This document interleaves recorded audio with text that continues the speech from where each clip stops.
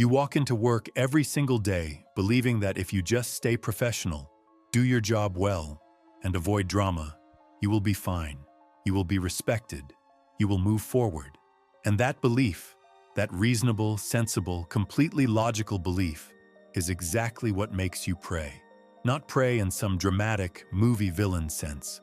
Pray in the quiet, invisible way where years pass, opportunities disappear, and you slowly realize the game was being played around you the entire time while you were too busy following rules nobody else was following.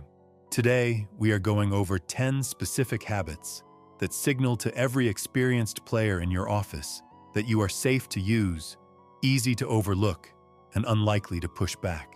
And here is the uncomfortable part. Most of these habits look like professionalism. They look like maturity. They look like the right thing to do. That is exactly why they are so dangerous. Let us get into it. Habit number 1. You let your work speak for itself. This sounds noble. This sounds like integrity. And it is completely destroying your career.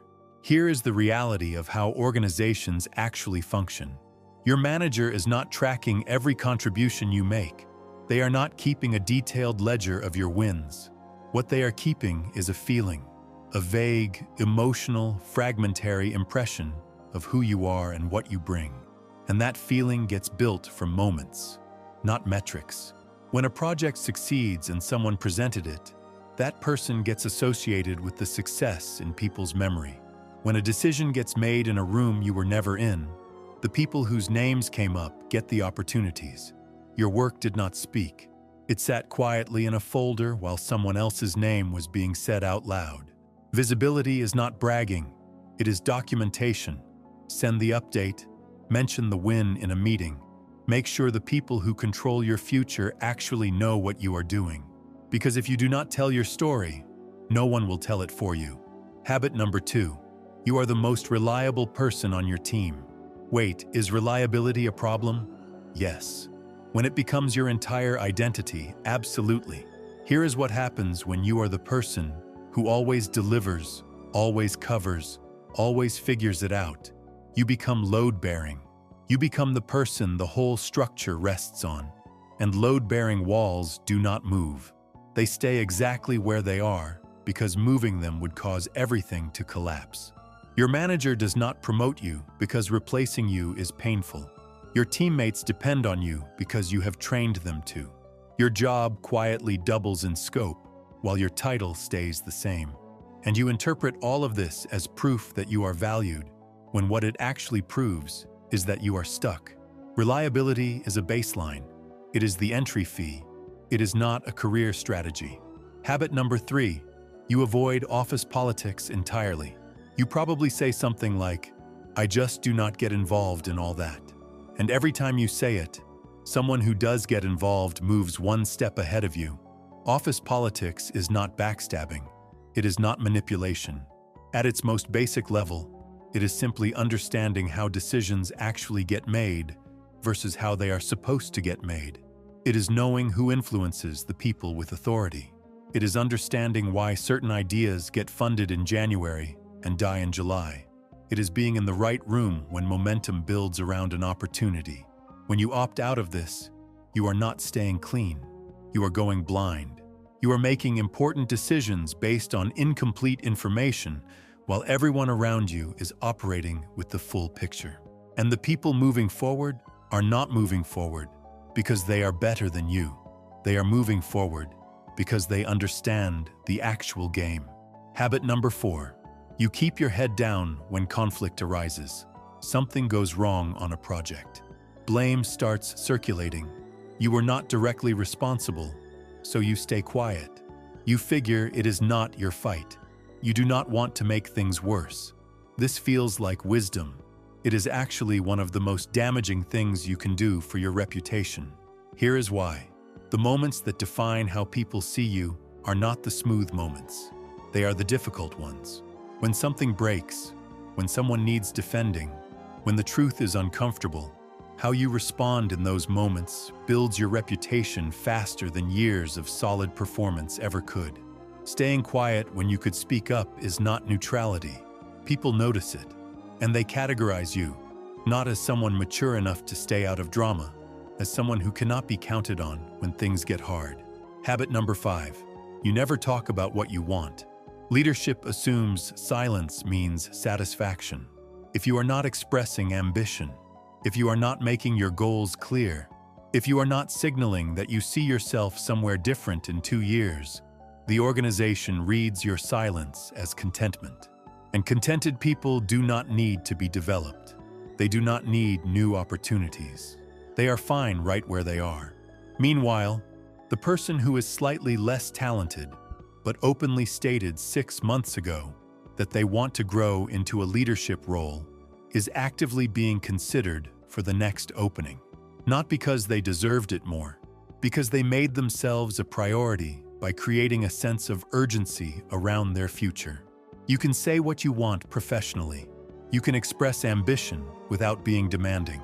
But if you never say it, do not be surprised when no one acts on it. Habit number 6. You are excellent at your current job and nothing else. This is the most insidious trap on this entire list because it feels like success. You have mastered your role. You are efficient. You are respected for what you do. And every single day you spend getting better at this specific job is a day you spend not developing the skills required for the job above it. The skills that make you excellent where you are right now are execution skills, delivery, process, reliability. The skills required one level up are completely different.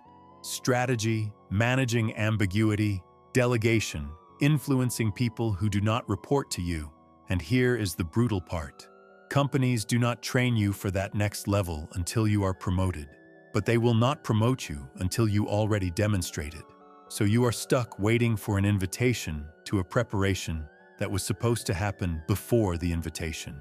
The escape is to start learning the next role before you are in it, which means being willing to be less optimized at your current one for a period of time. Habit number 7. You apologize reflexively. Every time something goes slightly wrong, even when it is not your fault, even when you had nothing to do with it, you apologize. You soften every statement.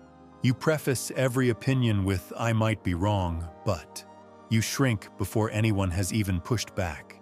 This habit announces something to everyone watching. It tells them that you do not fully trust your own judgment. And if you do not trust your judgment, why would they?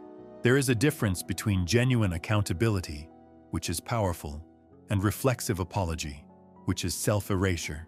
When you apologize constantly, you train the people around you to see you as uncertain. And uncertain people do not get put in charge of important things. Habit number 8. You work hard and wait to be discovered. No one is coming. This is the piece of career advice that people hear, nod at, and then ignore completely because it feels too cynical to actually be true. But it is true.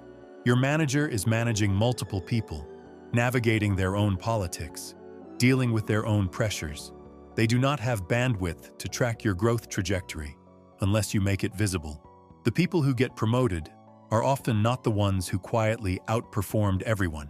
They are the ones who had conversations, who asked about growth, who made their ambitions legible to the people with authority, who built relationships with people 2 levels above them in casual, consistent ways that created familiarity and trust over time.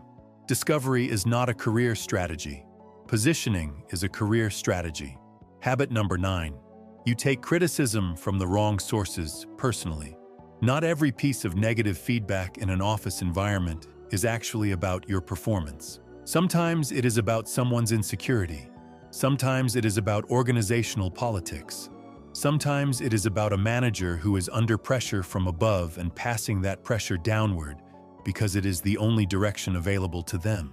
When you cannot distinguish between feedback that is accurate and useful versus feedback that is tactical and political, you make bad decisions.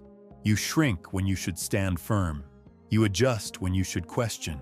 You internalize a story about your own competence that someone else wrote for reasons that have nothing to do with you. This does not mean be defensive. It means be discerning. It means ask yourself who is giving this feedback, why they might be giving it now, and whether the evidence supports it before you let it change how you see yourself. Habit number 10. You trust that the system will reward you eventually. This is the quiet belief underneath all the other habits, that if you just stay consistent long enough, do good work long enough, remain professional long enough, the organization will eventually recognize it and course correct on your behalf. And this belief is not insane. It is just not how most organizations actually operate. Organizations are built to serve organizational goals, not individual ones. When your goals align with those goals, great things happen. When they do not, the organization does not notice. It just keeps moving. The people who build real careers inside organizations do not wait for the system to discover them. They understand the system well enough to navigate it intentionally. They make choices about visibility, relationships, timing, and communication that are just as deliberate as the technical work they produce. Now, here is the thing about all 10 of these habits. They are not character flaws. They are not signs that you are weak or naive. They are the result of being handed an incomplete rulebook. You were told to work hard, be professional, be reliable, stay out of drama. You did those things, and you followed instructions that only covered half the game. The other half was always happening around you. Who was building relationships across departments? Who was making their work visible to the right people? Who was expressing clear ambition without making it anyone else's problem? Who was understanding the real power structure rather than just the org chart? You can close that gap, but closing it requires recognizing that your current habits, the ones that feel correct and professional and mature, might be the exact habits making you easy to overlook. This does not mean becoming someone you are not. It does not mean playing dirty or treating work like a competition. It means understanding that competence is the starting point, not the finish line. And the version of you that knows that is significantly harder to ignore, significantly harder to exploit, and significantly harder to leave behind. The habits that make you pray are mostly habits of invisibility. And visibility, in the real sense, is something you can build one small, deliberate choice at a time. You already do the work. Start making sure it counts.